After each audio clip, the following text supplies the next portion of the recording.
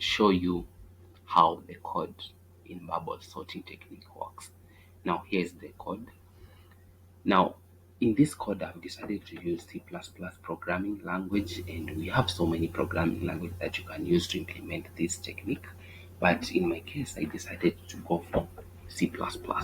Now when you see here hashtag include standard input output, this is just a header. Actually they are containing the C++ library. Now, standard input output will enable you to be able to insert data or output data. What I mean is that, as you can see down here, I've used printf. Printf simply output data. Now, if I fail to include this operation won't be performed. Now, when you come to main is just the body of the program. So everything that is in within the main gets executed.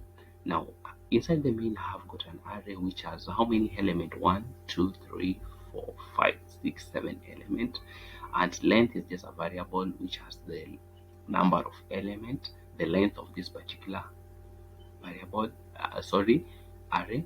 Now I also have a for loop which is a control structure that perform a given statement repeatedly. Actually what is in within this for loop will be performed repeatedly. Now I also have another for loop which loop through the element. What I mean is that let's assume you want to display 8 or any other value.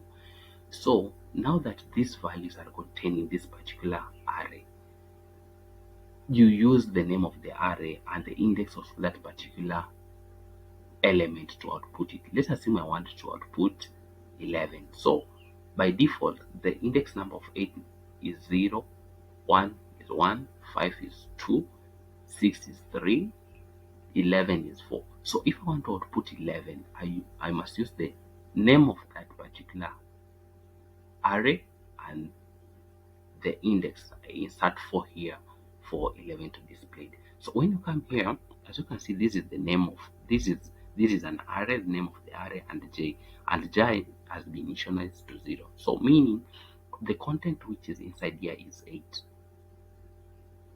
because j is 0, and by default the index of the first element in an array is 0. So here we have 0. Now when you come here, this is the name of the array and the index is j plus 1. J plus 1, j is 0. So 0 plus 1 is 1.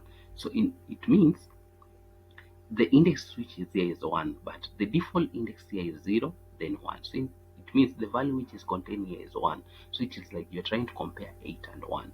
So is 8 greater than 1? True. If true, you insert that 8 in another temporary variable. So the value which was here, which is 8, will be kept in this particular variable, and this space will be empty. Now that it is empty, then you'll take the value which was in the second position. This is 1.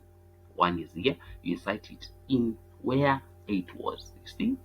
So you see I've assigned it. So 1 has occupied this position, as you can see here, and where 1 was, you see 1 was here, 1 was there, 1 was here.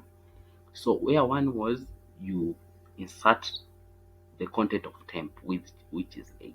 So 8 will be contained here, and the process will repeat, and by the end of the day you shall have created a function that outputs that outputs the element in ascending order.